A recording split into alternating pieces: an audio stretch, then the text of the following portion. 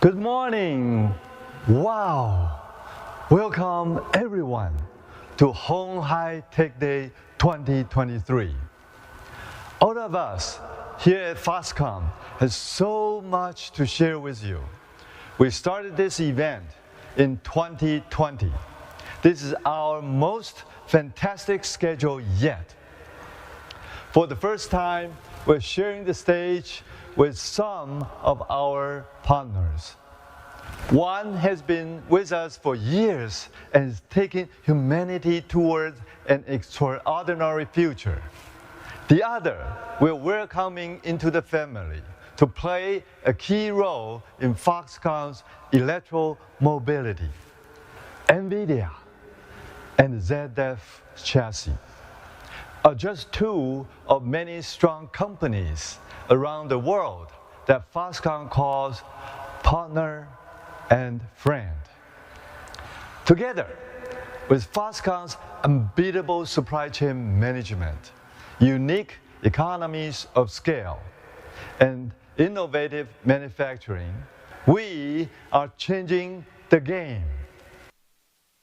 Foxconn is on the cusp of 50 years. Wait till you see what we have planned next year, our half-century anniversary. For this year's鴻海Tech Day, however, I want to share with you smart city, smart manufacturing, smart EVs. These three areas neatly cover what we have been up to and where we are going. Smart city connects a city efficiently and effectively with its citizens and businesses. Foxconn's software platform, CityGPT, you will hear about it today. It is key to unlocking the smart city. Smart manufacturing, Foxconn is well known for its agility and scale. Enabling that is our fundamental to state-of-the-art manufacturing processes. We're rolling out generative AI and robotics on platforms and standards that can be duplicated to each of our facilities. These processes have to run without fail or flaw every single time. This is about making thousands of tiny pieces and fit them all on an area so small it cannot be done without powerful sensors, opticals, and precise automation. Foxconn executes smart manufacturing with tight tolerance. In other words, it is like planning the perfect World Cup final on 1/10 of the size of human hair. Foxconn is turning from a manufacturing service company into a platform solution company. Let's look at how smart manufacturing enables smart EVs. I'm so excited to show off our latest EV model. This is Model N. With this new EV, we demonstrate a full range of vertically integrated capabilities. Traditional automotive companies, yes, I'm talking to you, can tap into all of these. In 3 short years, Foxconn has displayed a remarkable range of high-end sedan, passenger crossover, SUV, compact pickup, commercial bus, and commercial van. Foxconn's contract design and manufacturing service model is total solutions and bespoke solutions in the automotive space. This business model cuts time to cost and shortens time to market. These are the 2 future success factors for EVs. You're going to meet the EV cargo van in detail this morning. And in the afternoon, you will meet Leo, our Foxconn-made low Earth orbit satellite. It is packed and ready to launch next month. But before any of that, for the first time, Foxconn's 2 CSOs will step onto the stage of Foxconn鴻海Tech Day.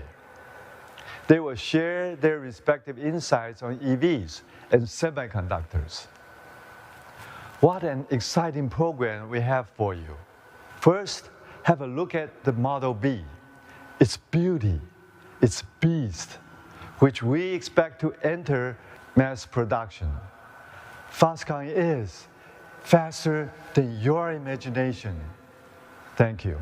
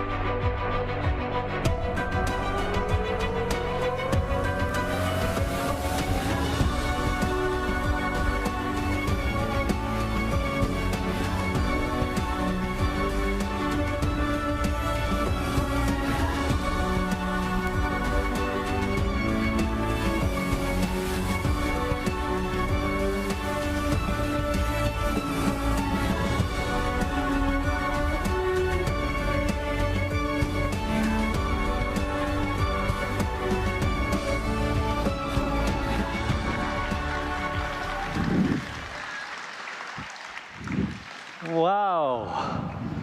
大家好. 大家好, 大家好.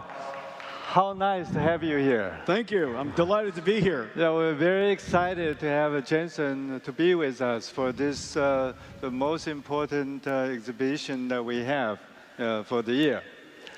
And first of all, let's say hello to our guests, right? Good morning. Good morning. Thank you all for coming. For those of you who have come here before, thank you for your continuous support and interest. And for those of you who come here the first time, hopefully you will enjoy what you will be seeing today. Today we have many important guests, but the most important guest, you know what? Do I have to introduce him? Do you guys know who he is? I would still love an introduction. Jensen Huang, the co-founder and CEO of Nvidia, who was recently known to be the most popular CEO in the States. Congratulations. Thank you. Thank you. Thank you. And, this is the first time for him to join our exhibitions. First time for him to see our EVs, and first time for him to sit in our new EVs. What do you think about this EV? It's a beautiful car. This is an ideal car for a young couple like Young and me. Isn't that beautiful? The ideal young couple car. Yes, this is built for young couples. And we call it Model B, which stands for Beauty and Beast. Okay. And it runs like a beast. Which one are you and which one am I? It's more of both. Okay, so we also show you about our exhibition regarding the servers. Yeah, incredible technology. Yeah, servers which you are the expert in. And also we have shown you something about our semiconductors, right? Yeah. What do you think about it? What do you think of it? Well, today, before all of you get to enjoy it, I've already enjoyed the exhibits. The spectrum of technologies that Foxconn has is absolutely incredible. And I had the benefit of seeing some amazing technology, fully integrated cars and integrated platforms, from thermal technology to electric delivery technology to semiconductor technology and software technology that integrates these amazing systems. As you all know, we're at the beginning of a new computing revolution. The way that we do computing has largely been unchanged for the last 60 years, since the invention of the IBM System 360. Exactly. And now we are starting a new revolution in computing with at its foundation called accelerated computing that we had the benefit of pioneering. And it enabled a brand new way of doing software called generative AI. Yes. And all of that can't be possible without its foundation of semiconductor technology. And so I was delighted to be here to see all the advancements. You know, Jensen was regarded as the godfather of AI. Definitely, he will talk to you more about the AI, okay? But I think, you know, I remember the very first meeting after the Chinese New Year, I asked all my top managers into a meeting. In that meeting, I told everybody about how important it is to understand generative AI. It will have big, very huge impact in our daily work. Not just, you know, the devices, not just the servers, but our daily work. And I was talking to Jensen about, you know, I remember, you know, when we first had a CPU and put a lot of CPUs together, we call it number crunching machines. And then when I visit your headquarters, I saw a lot of triangles. And that, you know, reminds me of, oh, the GPU was a triangle crunching machines. Mm-hmm. But today, with Gen AI, the GPU turns itself from triangle processing machines into a token processing machines. It processes a lot of tokens. Neurotokens. Neurotokens, yeah. Right. And you know, day before yesterday, we had you know, pre-meetings, and I, you know, from Jensen, I heard, you know, from Jensen in person about his view of what the future of AI is. Mm-hmm. You know, the concept of AI factories. You know, I read the articles in your GTC conference, but reading it, it's really, you know, I didn't really get it. But with the short meeting 2 days ago, oh, I think I got it. But I think it's beneficial for all of us to hear more about, you know, the AI factories from Jensen in person. Is that okay? Yes, of course. Let me show you a schematic of a cartoon. This is what Young and I. Yeah, let's move the car so that people can see. Okay. So this is the schematic of what Young and I are building, and it's a I drew it myself, so you could you know, please excuse the artistry. But we're at the beginning of a brand new way of doing software, using computers to write software that no humans can, but these computers have to be extraordinary computers.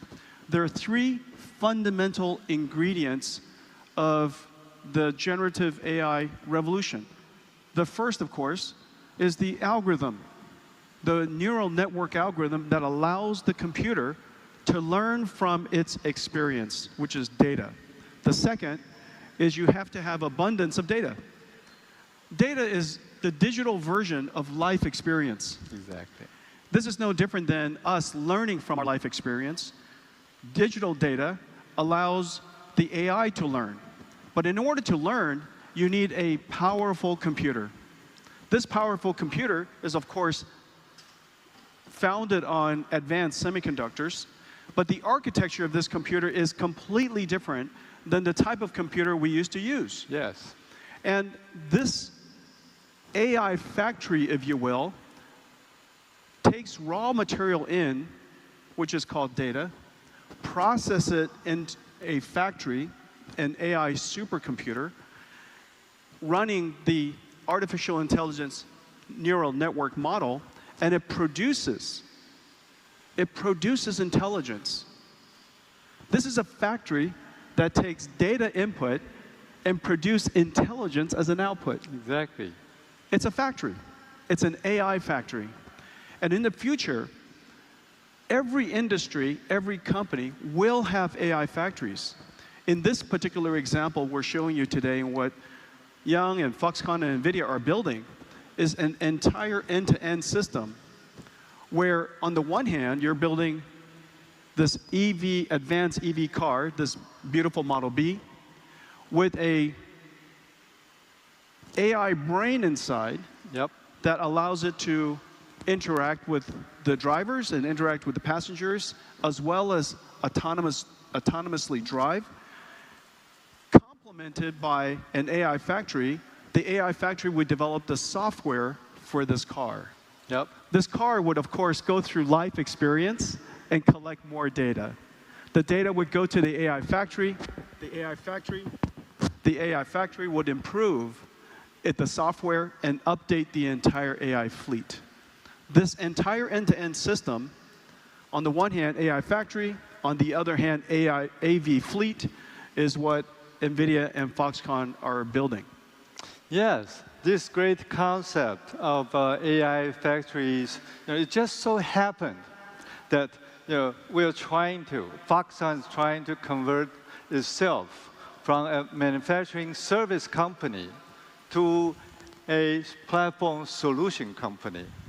The platforms that we are targeting are the three platforms. Number one was the smart city platform. Number two is smart manufacturing platforms. The number three is smart EV platforms. Now I know what can power and what can make this smart platform happen. Just as the car has an AI brain, the factory also has an AI brain, and that AI brain is the Nvidia DGX SuperPod. Let me show it to you. It's good to see what it looks like. It starts with amazing chips. This is the Grace Hopper Super Chip, the world's first of its kind. It's connected into 32-unit pod with this very high-speed interconnect called NVLink. 32 of them are connected together using InfiniBand. And this represents one SuperPod, and an AI factory would have many of these. This is a factory of the future. There will be smart factories that build cars. There will be smart factories that build AIs. And these two factories will be complements of each other. Both of them continuously running, both of them continuously creating value.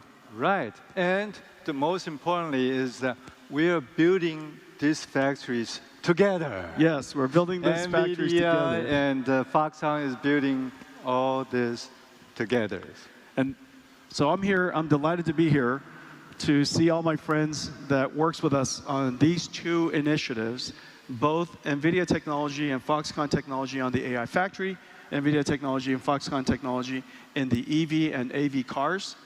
I'm delighted to be here to celebrate it with all my friends and to announce the expansion of our partnership into these two areas. That's wonderful. That's wonderful. And we will be, together, we will be, helping out the whole industries to move much faster into this, the AI factory, the new era of the new AIs. And the schematic that we showed, our cartoon, can be replicated to every industry. It can be an AI factory and AV, an AI factory, robotics, AI factory, smart city, AI factory, smart manufacturing, so on and so forth. Really scalable approach. Very exciting, very exciting. But you know what? With all these ideas with AI, you need to have some hardware to power it. Without the semiconductors, the AI probably can do only so much. So The foundation of intelligence is the brain, of course, but the foundation of artificial intelligence is semiconductors. Yes, and in terms of semiconductors, we know, Nvidia was the highest market capitalization company in the semiconductor industry. Thank you. Can you tell us a little bit more about Nvidia in semiconductors? What are you doing? Well, our work in semiconductors is pretty broad-based.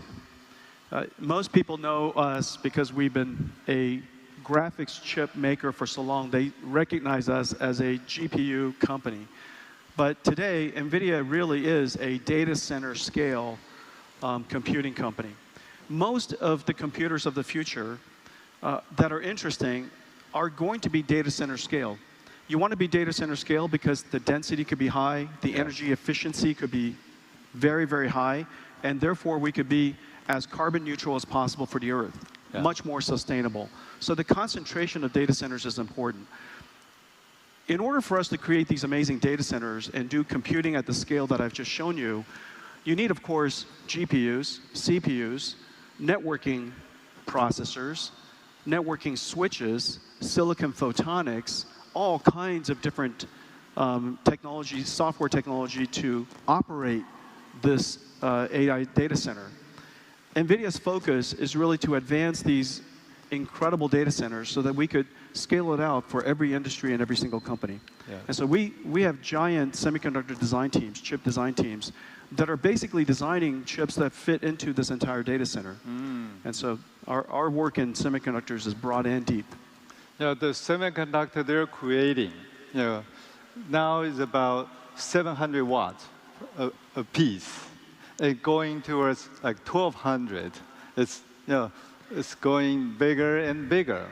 And in terms of data center, the rack, the power to the rack on the average currently is about 25 kilowatt hours.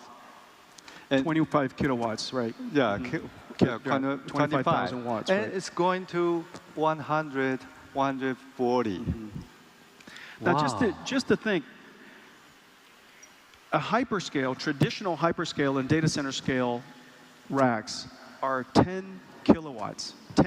10, yes. And now we're moving to 25, as you mentioned, and to 100 kilowatts. Right. 10 times the power. But what's amazing is the amount of computing density has increased by thousands of times. Yes. And so therefore, the energy efficiency of computing is going to increase tremendously. This is one of the most important things we have to do in order to have sustainable computing in the future. We have to accelerate every workload that we can. We have to densify computing whenever we can, and when we do that, we could apply the latest state-of-the-art technologies in power delivery, in thermal cooling, liquid cooling, and other technologies to increase the energy efficiency of data centers. You know what? This is a big change, and this is also a myth, and also a disruption to the data center industries. Without the advent of semiconductors, this probably would not be able to happen. That's right. Right. Okay. And talking about semiconductors, we have a semiconductor guru here, and who is your friend. Okay. So let's welcome Dr. Sang-Yi Zhang to be on the stage and say hello to our dear friend. Let's welcome Semiconductor Chief Strategy Officer, Dr. Zhang.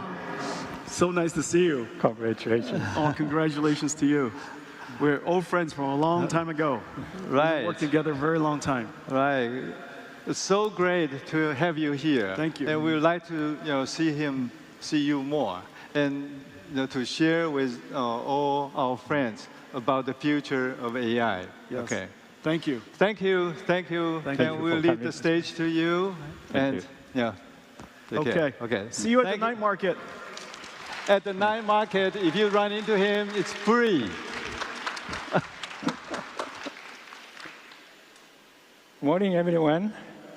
It's my great pleasure to be here this morning to share with you the semiconductor strategy for Foxconn.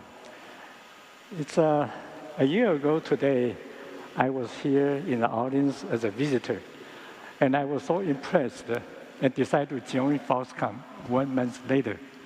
So after I share with you our semiconductor strategy, if any one of you agree and would like to work with us, please let me know. My presentation will have 2 parts. The first part will be I'd like to propose a new business model. We call it system foundry. This is more like our long-term strategy. Because electric vehicle is such an important focus for Honghai, I would also like to share with you the semiconductor deployment plan on electric vehicles specifically. So let's go to the first topic. Okay. We see the semiconductor, that is electronics industry, has been, like Jensen just said, it was powered by semiconductor technology. And it gives the electronics industry such a booming half-century. But now we see that environment is changing. It's a big issue that we know this called Moore's law. The scaling of semiconductor integrated circuit.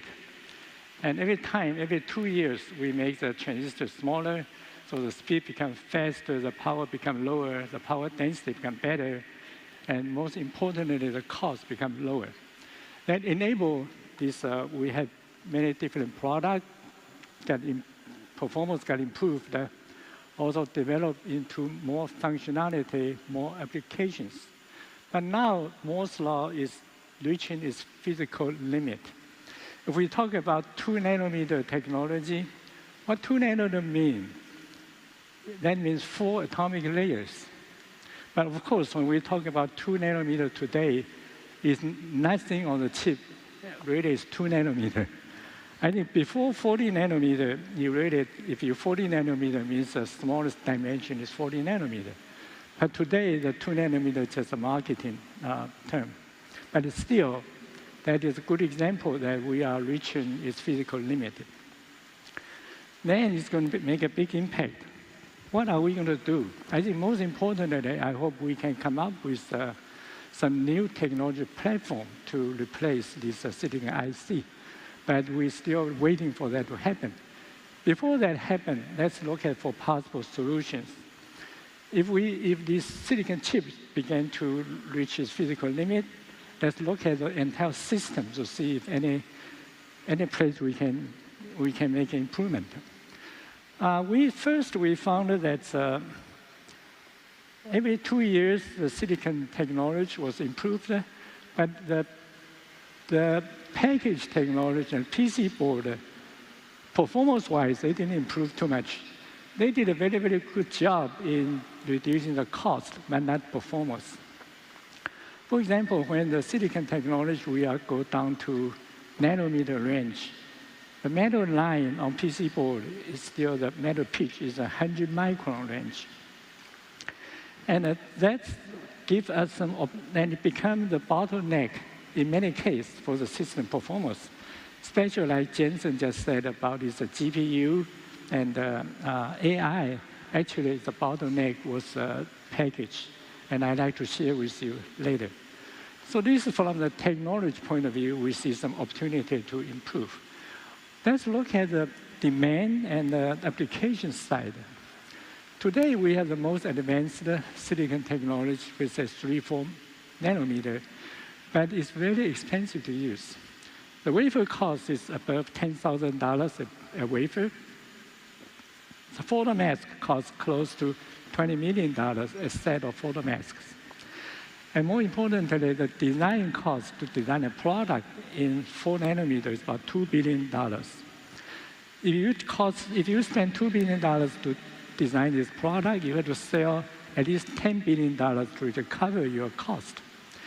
And how many products you can sell for such a large volume is limited. For the same time, we see in the past, the semiconductor technology was driven by mainframe computer, desktop computer, personal computer, cell phone to smartphone. And all those pretty much is a single product. They have a very large volume. But now we see the application going forward is pretty dominated by what we call IoT or AIoT. This is a very, very scattered market. We have a personal use, we have a smart home, smart city, smart car, and a smart industry. And in each category, there are hundreds of products. All these together, there are 1,000 products. So it's difficult to use a 3-4 nanometer technology for such a scattered market. So we need some solution in that too. So we have, now we bring up the environment is changing. One is the technology side and one is the application side. The business model we propose, we call it System Foundry, is set to solve these two issues. So let's first go to the performance side. I just said that the package and the print circuit PC board become a bottleneck. In 2010, when I worked in my previous company, we did a simulation because at that time, our biggest customer is in graphics. And we found that doing simulation, graphics on chip work very, very fast. However, you have to, because it's a parallel processor, you have to exchange data between GPU and DRAMs. And we did a simulation, just going back and forth to send the data from GPU to DRAM, take away 40% of the speed and 60% of the power. So that's become a big, big bottleneck. As you can see, we highlight in the blue square, this is on the PC, personal computer PC board. That is the graphics module. In the middle is the GPU, the side is 8 DRAMs. And they locate so far apart. Why they are so far apart? Because the metal line, the metal pitch is 100 micron, and you have to fan out 1,000 metal lines, so they have to be far apart. And as a result, you have a very large loading. It slows down your signal process, propagation, also eats away your power. And we thought about it on the silicon, then how we solve this issue. We realized on silicon wafer, I can do 100 nanometer easily, which is 1,000 times better. And this interconnect is the metal line is a 2-dimension. So that if you look at the metal density, is 1 million times better. If I use a silicon to replace this substrate or PC board, we can put this GPU and the DRAM almost like next to each other. We can recover almost all of this 40% speed loss and 60% of the power. And we call this technology advanced package. With the advanced package platforms, most important is that you can make many chips connect with the advanced package. They function very much like a single chip. This is very important. Let's go to next. Because of this, because we can use advanced package technology, we can make the performance very much like a single chip. Let's go to next. That also gives us a solution for the very scattered market demand. This is just a schematic showing we put a GPU and we even stack DRAMs on top of each other. With these 8 DRAMs, we put them into 2 stacks with 4 in each. Then we can put them very close to each other. So let's go to next. So this is use an advanced package platform. We can improve the performance. Then go to the other part. We say the IoT market is very, very scattered. So it's very difficult to push this product. However, there is something in common. All the IoT products, their structure is very similar. They all have some kind of central processing unit, and they have a lot of sensors. And sensors take the analog signal, so you convert to digital, unit A to D, D to A. And then your power management, your memory, and you have some communication tools like Wi-Fi and Bluetooth. But all these 1,000 products, their structure are very similar, but the requirements for each component are different. For example, for the central processing unit, for electric car, the auto driving function, you need very, very high performance. But for some personal wearing device, this processing unit can be very simple. So what if we make for each component, we take apart this system into pieces and we use a kind of Lego approach, 搭积木的这个方式啊。So for each subsystem, we can offer different functionality chips. So we call this is a chiplet die bank. What if we prepare this die bank in advance with all the different choices? When there is an application, we need a particular IoT device, then we just select from each category, like the next view graph, please. Yeah. And with this selection, we're connecting them together using our advanced package platform. And we call this, instead of integrated circuit, we call this integrated chips, because we integrate these chips on one platform. By doing that, we can address the very scattered market demand for IoT. Also, this gives you the performance-wise very similar to one single chip. It's very important. So with that, this is a technology base. And the business model will be, we call it the system foundry. Like my boss, Mr. Liu just said, Honghai used to be, we also serve a system company, but we provide the manufacturing service. So, however, we are transformed into the solution provider instead of manufacturing service. And the difference is we give more technical content. In this model, what Honghai will provide this chiplet die bank, as I just said. And then we also provide the advanced package platform, system partition, system design, even the operating software. So when we have a customer come over, this customer have a very good idea for a special IoT product.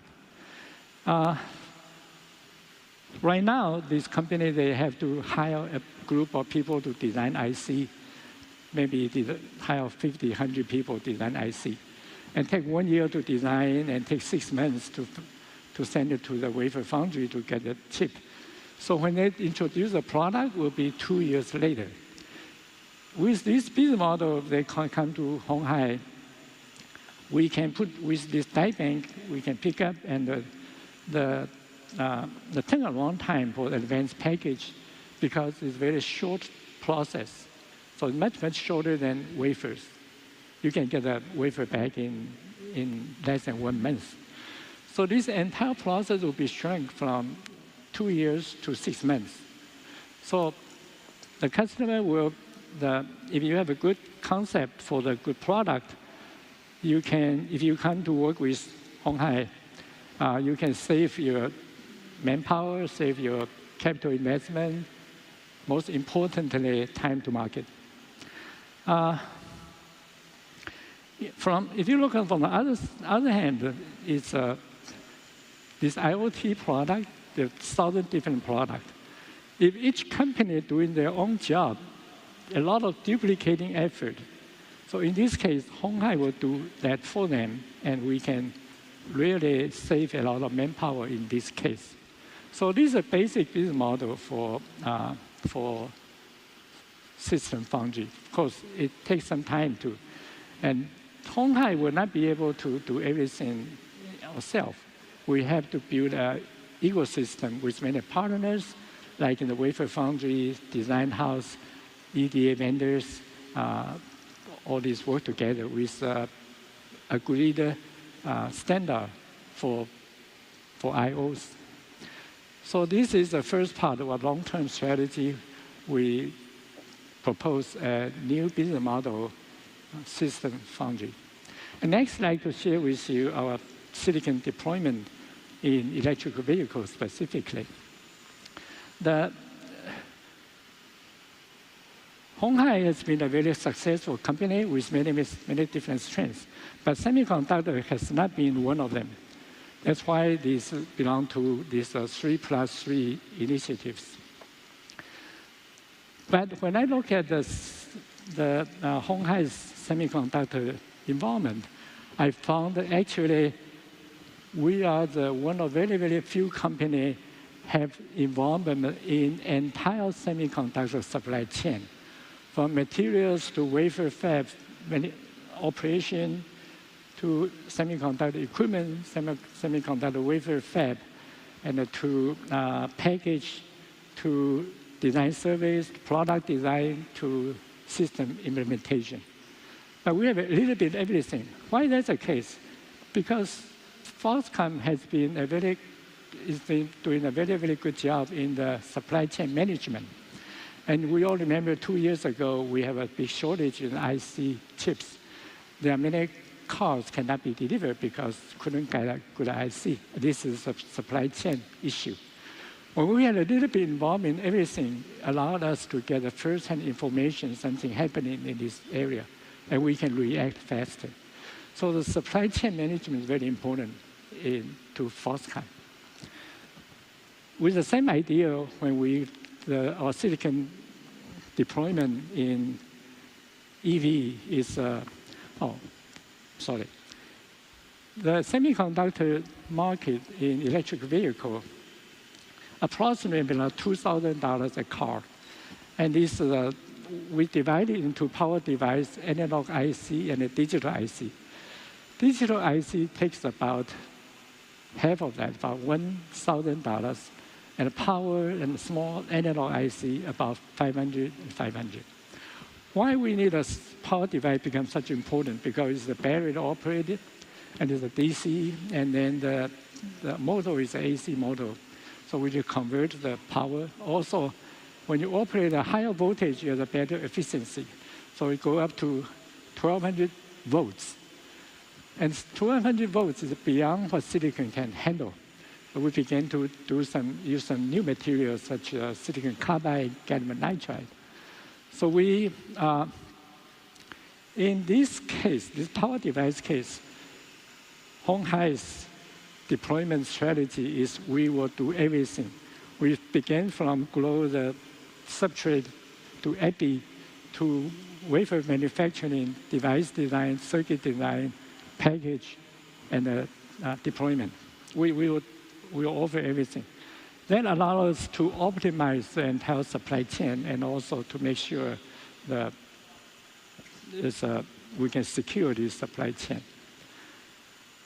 For the analog IC, those analog IC in general, is relatively smaller.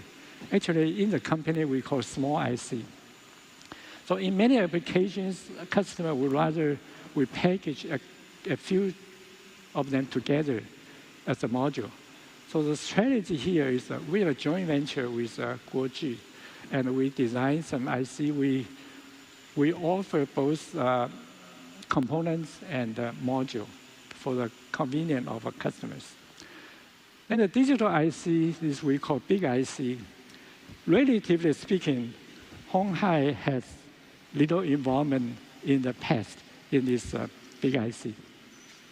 So what we will do, we will partner with many.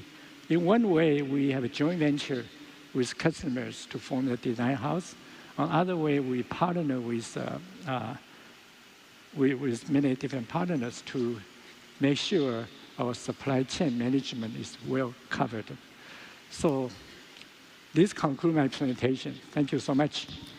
Thank you. Let's give another round of applause to Chief Strategy Officer.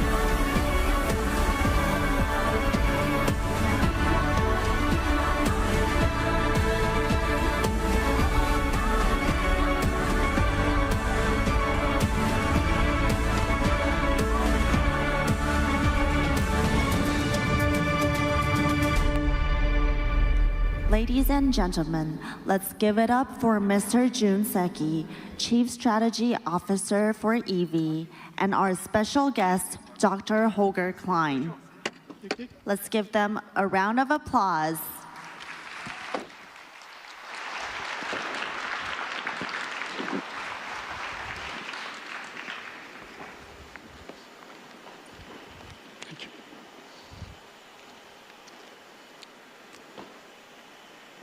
So, Chairman Liu and Gawe Ivin, 大家好.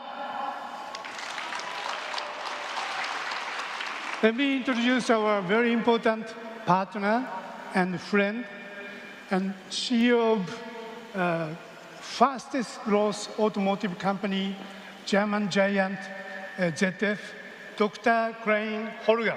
大家好.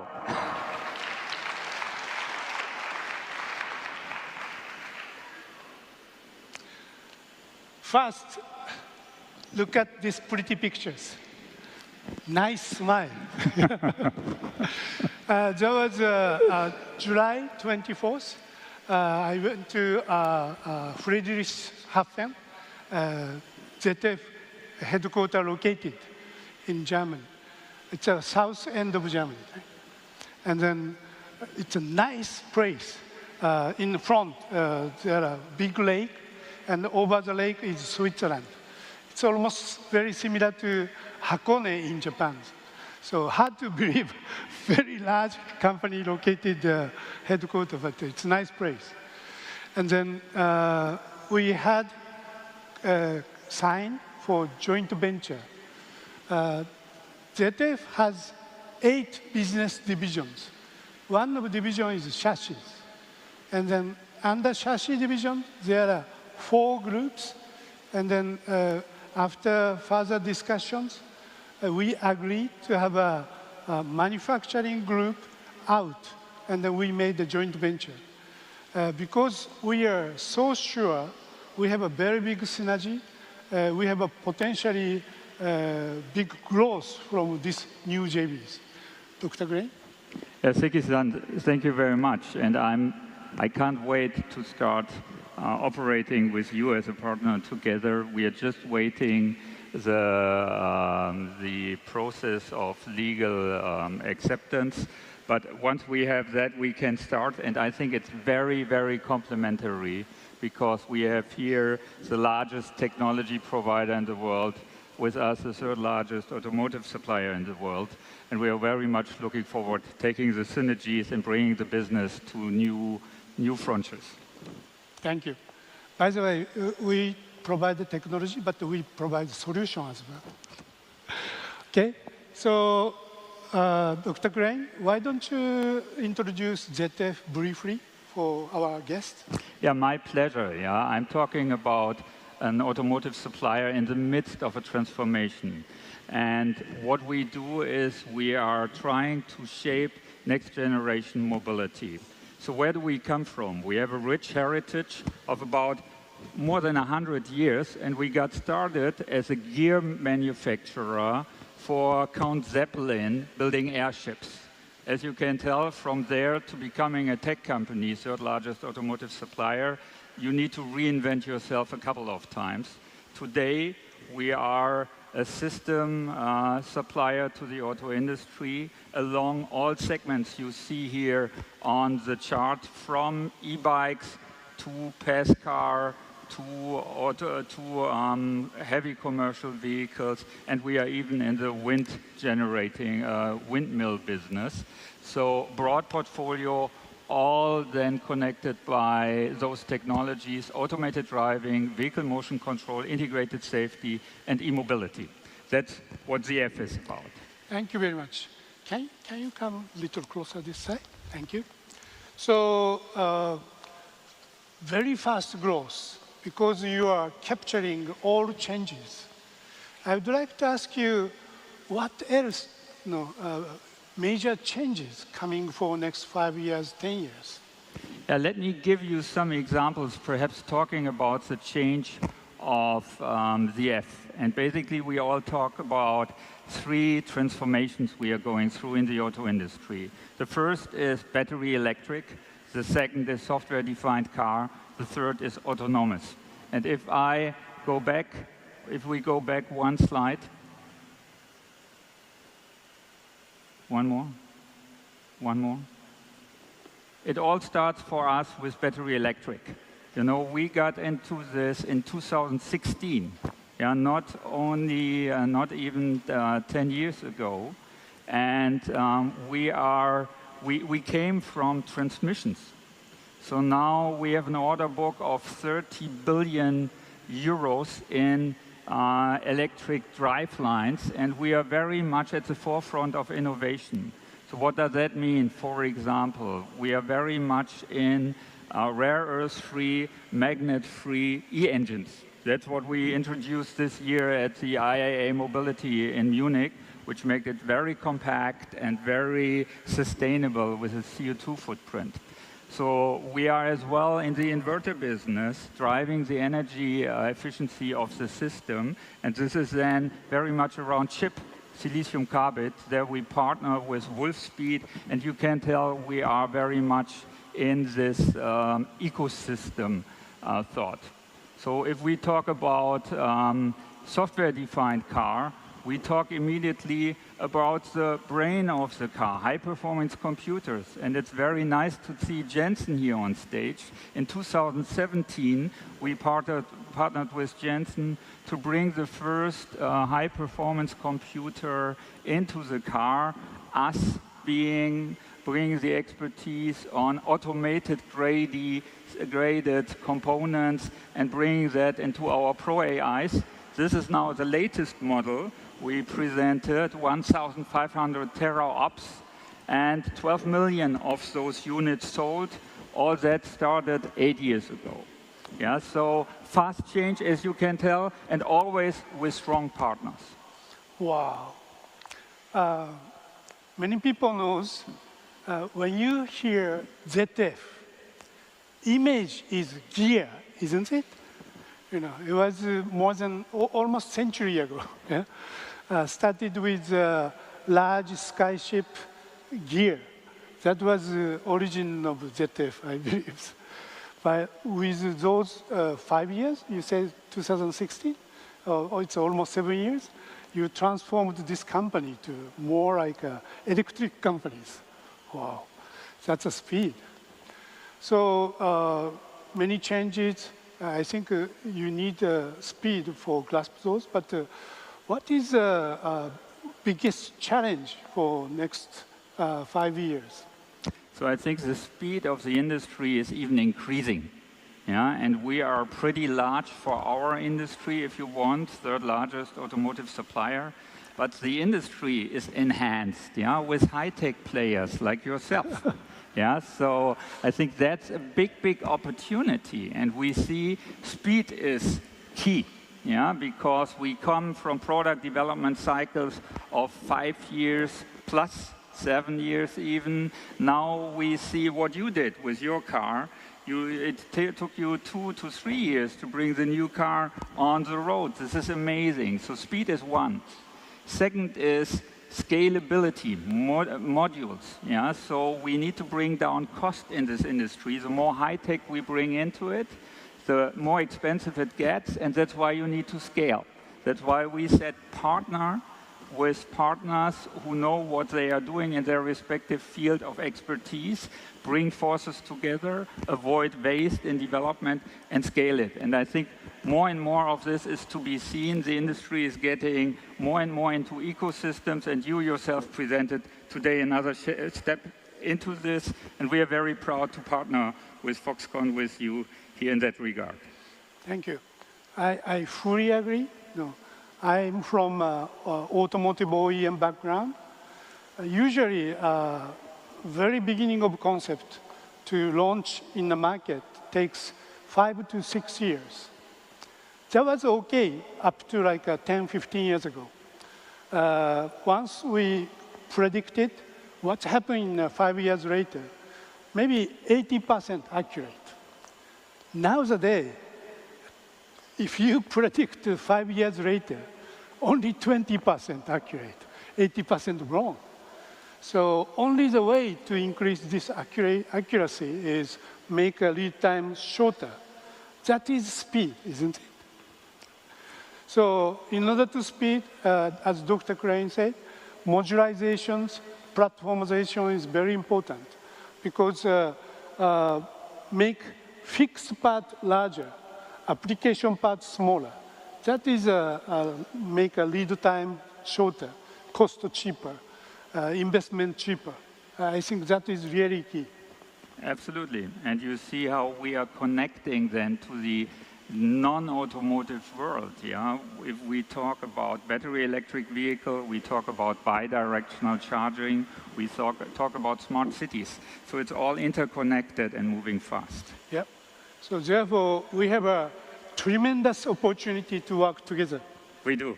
We do. Thank you very much. Thank you. Thank you very much. Thank you very much. Thank you, Dr. Holger Klein, for capturing the audiences so well. Thank you. So people, maybe it's a little boring, but let me continue another 10 minutes for EV strategies. I think everybody knows me, so let me skip this. Let me start with EV market. I pick up two major points. First, EV is coming, but mainly those because of regulation change, because of incentives. People still hate EV. This is the realities. Because expensive, because inconvenient, and because unprofitable for maker side. Year by year, these are gradually improving. Evidently, it's gradually increasing, but this is still remain. This is the demographic distribution in this planet. So triangle is total population, 8 billion. And the vertical axis is incomes. So low end is very poor, top is extremely rich. Before we talk about EVs, new car vehicle sales threshold is this yellow line. So about 22 billion people can reach new car. 6 billion people never reach new car. This is car sales. Meanwhile, this is EV. EV is very, very expensive because very large batteries and over connectivity and over autonomous drives. Under red line between yellows, many people don't need these or need more softer ones. So real electric vehicle escalation only happen to drag this red line down. Next thing about market is regulations and countries' objectives. These are EV growth for China upper side and lower Europe side. So China, by July this year, already reaching 31%. 1 out of 3 new car already electrified. This, of course, removed hybrid. This is pure EV and plug-in hybrid. And Europe already above 20%. Last year, total EV sales in this planet was about 10 million. China sold 5.5 million, and Europe sold 2.5 million. So 8 million coming from those two markets. Other half, only 2 million. This is speed difference. Why? I told you 3 pains, expensive, inconvenient, unprofitable. Those two countries different? Say, what's the difference? This is buyer's motivations. Vertical axis is buyer's motivation, very high is high motivated. EV is very low, unfortunately. because expensive, inconvenient, and many countries supporting subsidy for buyers. So after subsidy, it's become a little higher, but still low. This is what China and Europe doing. Middle height, very high bar, is a normal motivation for ICE vehicle purchase. And then China and Europe attacking this motivation lower. Like China, number plate restrictions. If you need an ICE vehicle, you have to wait 1 year. If you need an EV, you can get it tomorrow without any additional money. And Europe, emission regulation becomes severer and severer. Second, resales value from ICE car getting lower and lower. So by this successfully made, and then evidently after regulations, ICE motivation and EV motivation become very close. That's why those two markets, EV increasing very fast. Question is, if China, Europe doing this for pure CO2, of course, CO2 is very important, but they have other own object. This is just sample of China. Red portion is China local OEM share, like BYDs, Geelys, Guangzhou Motors, Shanghai Motors. Blue portion is global players, Volkswagen, Toyotas, GMs. 10 years ago, it was 38 to 62. This is not simply 38 to 62, because local brand had like a 30% discount, but still 38%. And that flipped last year, 52 to 48. And by July this year, it's 59 to 41, about 60%. This is what China government wanted to see. Yeah? And this has happened because electrified vehicle contribution is very different between global player and China player. China player is very fast and growing, and that made the share balance very different. Okay? Then, next question is, who is next? Who coming next? We have a guest from India. I really believe India is coming. Because India is aggressively investing renewable energies. Over India, I think it's very close to 40% against the total energy usage. And then I think India is targeting over 50%. And then meanwhile, India started to provide the regulation change. It was May, like Delhi, Bangalore, Mumbai, those big cities provided the ban to use ICE two-wheel for taxi. So if you continue taxi business by two-wheel, you have to swap to EV. This will expand to many other states, and also probably this will expand to three-wheel, four-wheel taxis. But this really makes sense. Taxi usually drive 400 kilometers per day. Standard vehicle drive only 20 to 30 kilometers.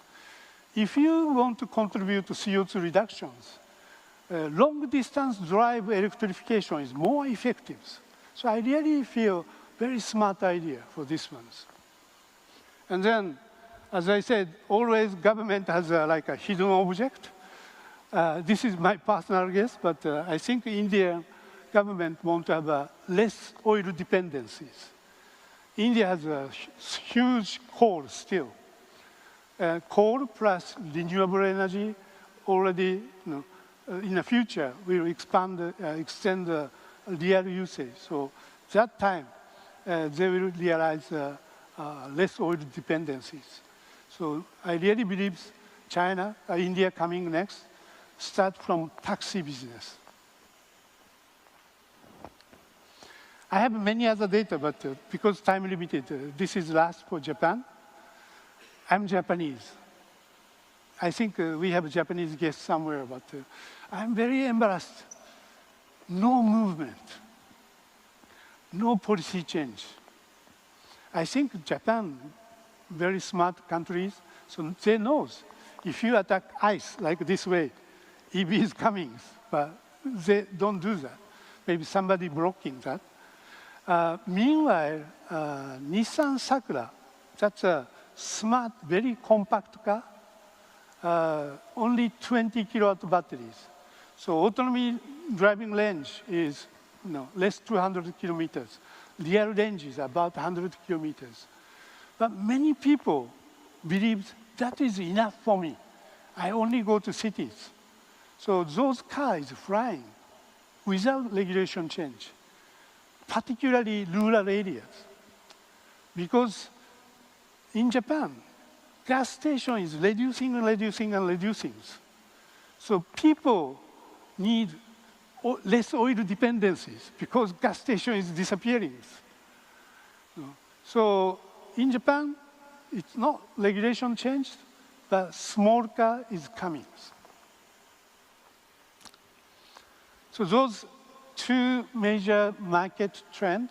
I have many other market trends, but based on this, I explained to you, top-notch, very expensive car. This is exist. This is reality, fact. So of course we fight, we compete in this cycle too by CDMS. CDMS, we have two types of CDMS. One, as like smartphones, computing, customers' drawings, we do contracted manufacturing. We deliver cost, target, and qualities. And meanwhile, many of our new customers don't have EVs. So for those people, we offer our car. Later you will see. Yeah? Actually, today we have a Model C in there. So we do this, and then as India's case, Japan case, small car and low-cost car is required. So we attack bottom areas too. Okay?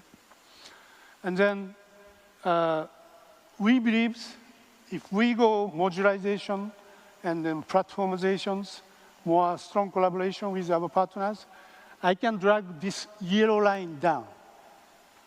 And also, we are working with Google's, and this is model of 4-wheel, but 2-wheel also, under this yellow line, it's work.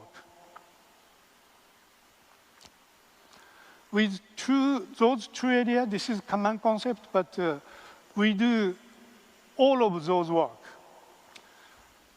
From left, components.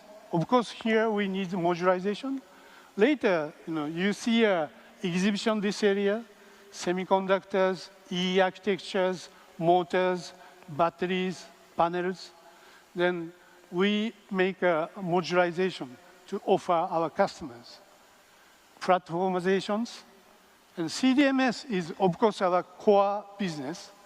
But, CDMS is contracted design manufacturing service. So it's contracted manufacturing. But without focusing here, we widely attack all areas. After sales is like a charging and battery storage.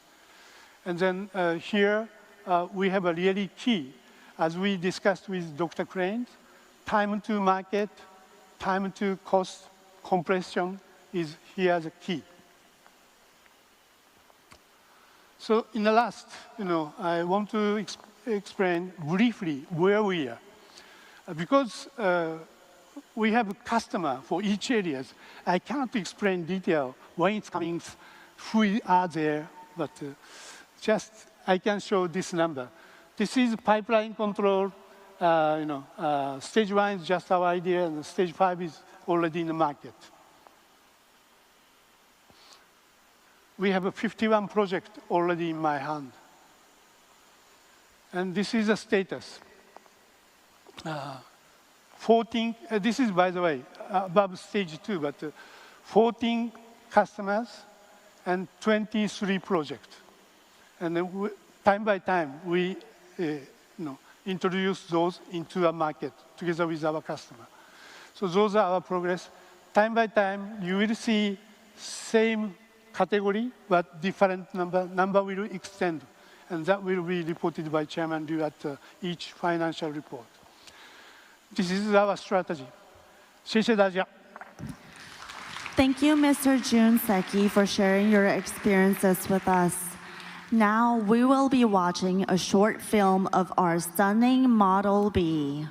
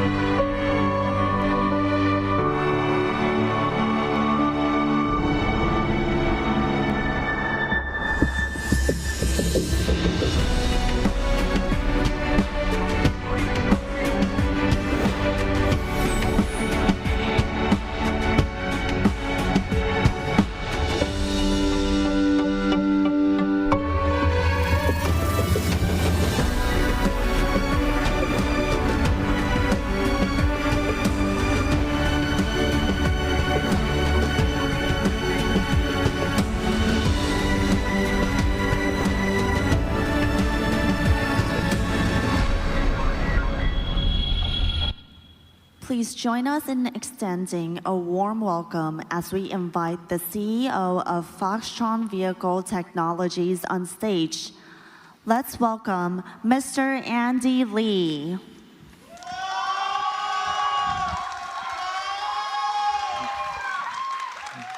大家好，很高兴今天有这个机会来跟大家报告 Model B 招商车的进度。去年鸿海科技日，我们推出了 B 级距的参考原型车 Model B， 受到广大的回响和好评。无论是媒体朋友、客户、合作伙伴，对于 Model B 简洁并具未来感和空气力学的设计，都赞誉有加。作为电动车开放平台的推动者，我们希望听取外部客户和伙伴的反馈，来持续优化我们的产品。不过这次 Model B 在造型上，我们得到最多的反馈却是别改了，量产车就照这样做。这样的反馈告诉我们，尽力保持原设计优良的元素并导入量产，是我们在 Model B 上最重要的一个任务。在保持原有设计的原则下，我们仅针对量产和满足法规的部分做出调整。例如头灯和尾灯的部分，我们维持了矩阵式的设计，并以前后呼应的方式来呈现。在外侧后视镜的部分，我们增加了传统后视镜的选项，并将原有电子后视镜的设计优化，进一步来提升空气力学的效益。除了前述的调整之外，团队保留了原型车绝大部分的设计元素，将其带入量产，这是我们工程和造型团队共同努力的成果。除此之外，我们也针对大家有多色彩选择的期望，提出了双车色的设定。今天我们现场有蓝白车色的展示，之后会陆续提供更多的选择来营造个性化的风格。在内装的部分，我们也根据大家的反馈做了一些优化调整。其中，把仪表萤幕放到了9.2寸，让我们可以显示更丰富的讯息，也更容易读取。除此之外，我们也更新了方向盘的设计。让放大的仪表萤幕搭配起来更协调，同时也兼顾了前方开拓的视野。在座椅的部分，我们优化了造型，让支撑更舒适、更好。那透过座椅结构的优化，我们进一步的提升了成员的使用空间。对于 Model B 这样4.3米的小车来说，行李箱的空间也是重点。在工程团队的努力之下， Model B 提供了前后行李箱的配置，并可提供第二排座椅的收折，提供更大的行李空间。在自主研发的新世代电子电机架构下，我们得以经由改善热管理系统的效率，来增加续航里程。Model B 现在已经拥有在 NEDC 的规范下超过500公里的续航里程，和去年相比增加了10%。此外，新世代的电子电机架构也可以让我们很快的与不同的自动驾驶和讯息娱乐系统整合。如同前面提到的，我们可以快速的升级更高阶的系统，例如 Nvidia 的系统，来提供更好的自动驾驶体验。在动力性能上，我们去年提出了一个后驱版本，在单电机的驱动下达到0-100加速6.6秒的成绩。今年我们在这样的基础下升级，并提供了一个4轮驱动版本，让0-100加速达到3.9秒的优异表现。在操控性能上 ，Model B 有非常好的。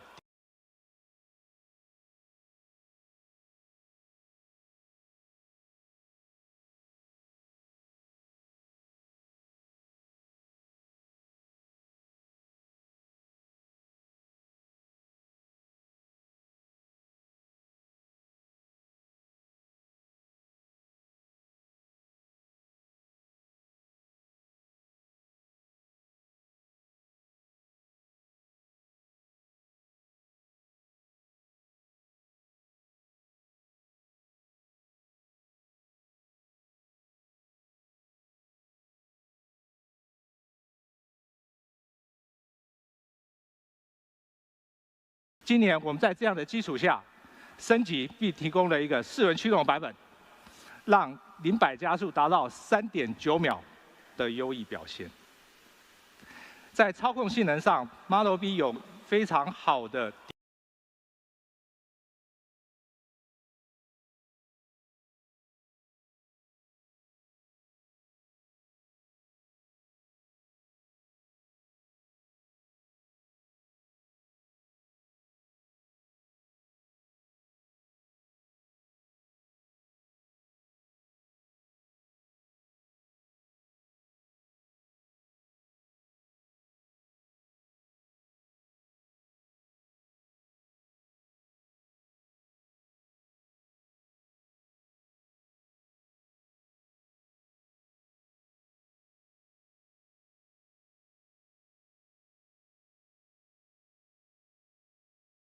今年我们在这样的基础下升级，并提供了一个4轮驱动版本，让0-100加速达到3.9秒的优异表现。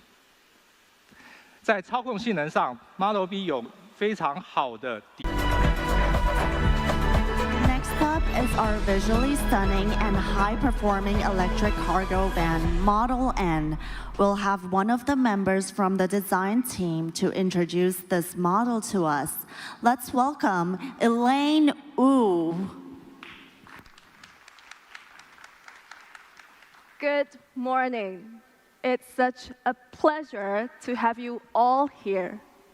I'm Elaine from the design team, and I just can't wait to share with you what we've been working on for the past year. Model N is what we call it, and I bet some of you are wondering, why cargo van? Well, last year, after we presented Model V, you remember that rugged, blue, all-terrain electric pickup truck? We received a whole lot of feedback. What truly surprised us, however, was the thumbs up we were getting from logistics professionals. We soon built up a team and started collaborating with global logistics giants to come up with an initial concept of the future of cargo van. A few months went by. It came alive. Without further ado, please join me with the unveiling of Model N. Look at Model N. Isn't it gorgeous? Can you imagine yourself driving it and running through the streets with loaded cargoes? To ensure the security of the delivery drivers, as well as the packages, we put our emphasis on visibility. First, we extend the driver's visibility by equipping Model N with surround sensors. This offers a 360-degree surround view and enables our drivers to constantly keep an eye on the surroundings. The other way around, we elevate Model N's visibility with tap and unload. Once the delivery driver parks by the curb and taps the unloading button, the ground projection lights, both on the sides and at the back, light up, and the electric rear door rolls up. The work light and the step lights will then all synchronize to make Model N the unmistakable star of the night. And we've done more than that. Beyond ensuring safety, we delve deeper into enhancing the driver's working environment and tailored a range of thoughtful designs. Thanks to our partners from the industry, we've taken the actual workflow of logistics professionals into consideration, making the overall space utilization more flexible and practical. Typically, delivery drivers work solo, and the passenger seat usually ends up piled with all sorts of stuff. And that is why we transform the passenger seat into a foldable one. This opens up a pathway on the driver's right side, so our drivers can easily hop in and out, quick and safe. Additionally, there's a passageway door between the cabin and the cargo holds. So our drivers can also go from his seat, make a U-turn, and step into the cargo area for packages, then exit through the rear door or the side sliding door. Either way, there's no need to get out from the driver's side and step through the road, thus ensuring driver's safety. Also, with the new design, we can make deliveries much more efficient. Inside driver's cabin, where some refer to as their second home, is the place we've made every effort to make sure it's just as comfortable and practical. Picture this. It's a blazing hot day, and you've been delivering for hours under the scorching sun. But the moment you step into Model N, you hang your hat, reach down to the cooler, and grab a drink. Instantly, you're refreshed. You then pull out the hidden tabletop, swivel the seat to the side. And just like that, the driver's cabin now becomes your most cozy relaxation spot. When it comes to space utilization, we have to mention the storage design, which is especially crucial for Model N, a cargo van. In front of the passenger seat is a place to temporarily stow away the goods, coming with handy mesh nets to keep things secure. If we look closer, there's even a 110-volt charging socket on the side. Speaking of power outlets, Model N is equipped with V2L capability, allowing use or charge on any electric device. Also, behind the central screen is another little charging nook with 2 USB-A and 2 USB-C ports, catering to the modern lifestyle that's all about 3C products. Within arm's reach of the driver's seat, a storage place is behind the steering wheel for either personal items like gloves, towels, and tissues, or work essentials like folders. And over on the left side of the steering wheel, a phone holder with wireless charging is ready to be used. Last but not least, The overhead storage compartment is crafted to make the most of the whole cockpit, giving our users an extra space for anything they carry with them. As for the cargo area, instead of just being a big empty box, we add a bunch of adjustable single-sided shelves. If it's a day with a lot of small packages, these shelves can keep everything neat and make our users find what they need in a flash.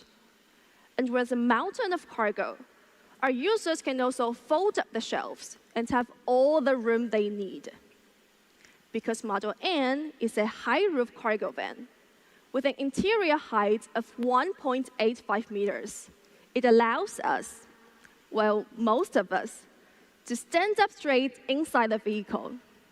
So we can now move around freely, organize packages with ease, and say goodbye to bending. I'm sure by now, many of you are just wondering about how special is Model N to fit in all these features and designs. Model N comes in at 5.98 meters long, 2.06 meters wide, and 2.77 meters tall, excelling in both payload, which can be up to 2.2 tons. That's even heavier than the Model B we just saw. And the space, which can handle a massive 11.6 cubic meters of cargo, similar to about 20 regular refrigerators. And to ensure we could deliver those cargo in good time, Model N offers a range of up to 250 kilometers, perfectly suited for urban logistics needs. And that's Model N. We want to pioneer innovative designs that could cater to the diverse needs of modern logistics industry. And we aim to revolutionize transportation with a fresh perspective. In addition to evolving into electric vehicles, we've also brought in the fantastic skylights in the cargo area to promote sustainability and environmental friendliness. Safety, efficiency, and innovation. That's what Model N is all about. I have no doubt that we've got room to grow, but here's the deal. We're not slowing down, and we're not doing it alone. We've got the mighty resources of a global multinational behind us. Model N isn't just another vehicle.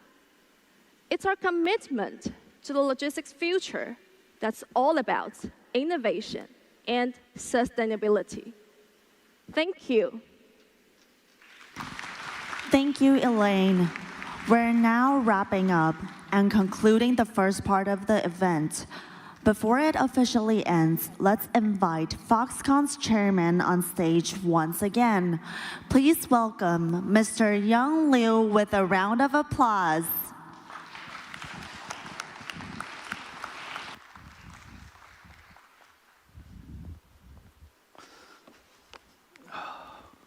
哇，时间过得很快啊，一下就1年了，然后一下我们就把这个这些我们这1年所做的事情跟大家做了一个介绍。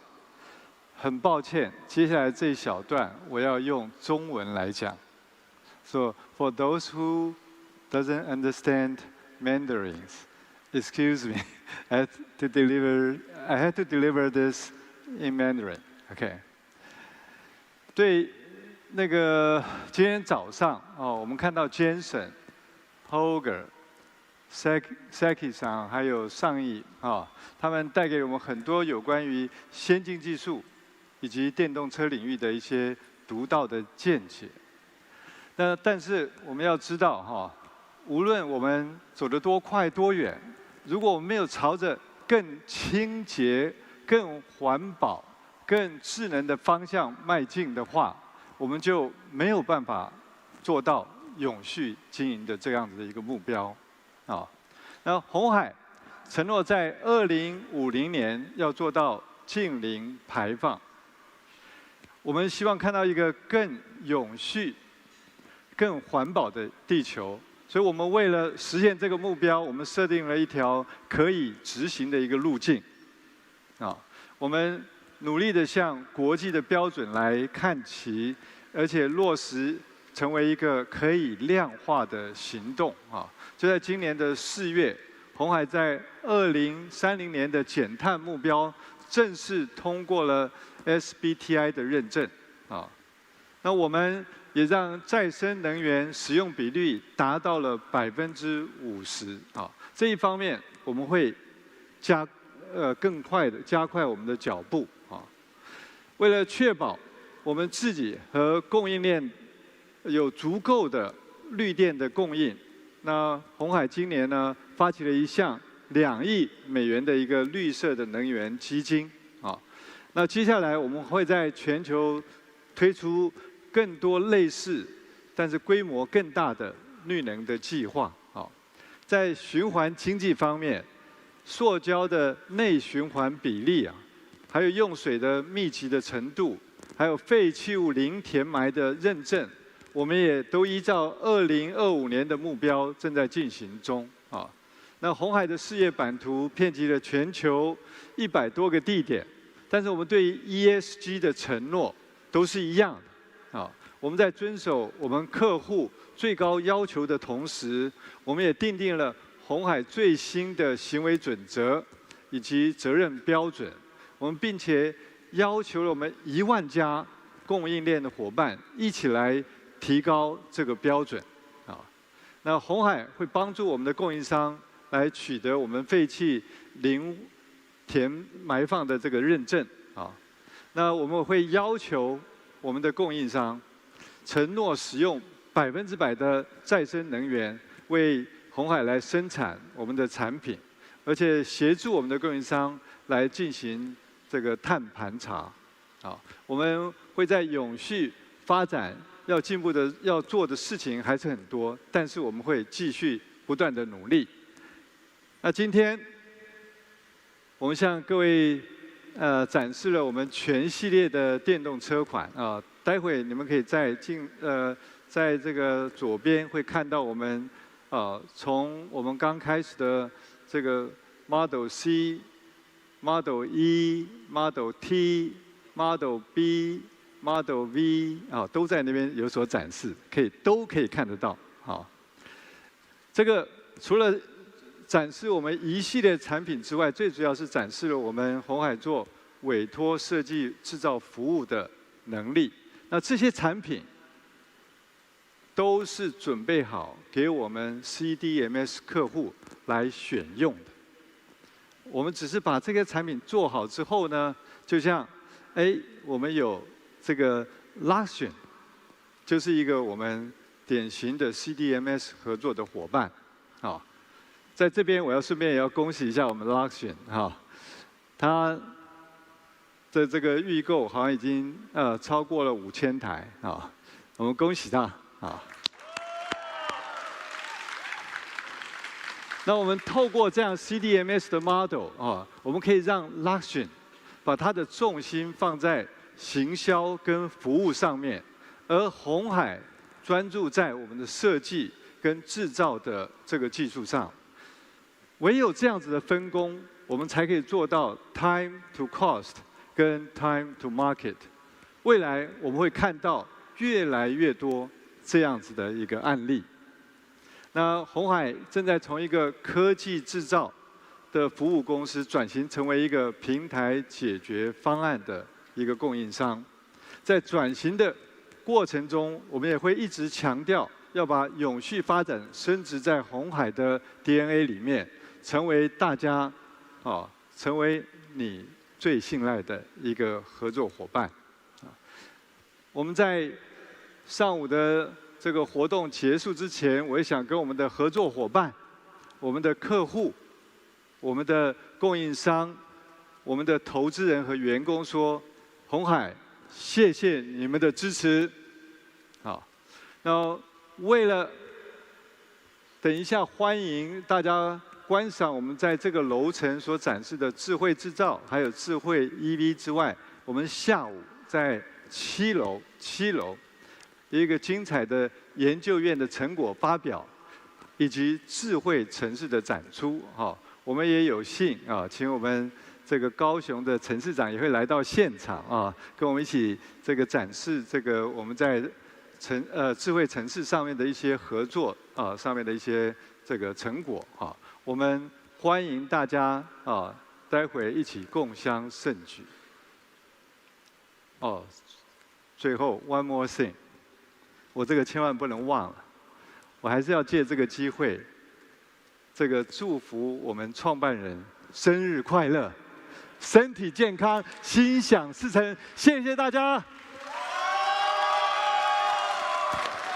Thank you, Chairman Liu, and all our distinguished guests. We have specially prepared meals at the dining area. After taking a break, feel free to join us at the exhibition. Before you leave, we kindly ask you all to take a moment and scan the QR code behind your name tags. Fill out the questionnaire for a chance to win a prize and for us to make the event better in the future. We wish you all good luck and thank you for your enthusiastic participation this morning. See you next year.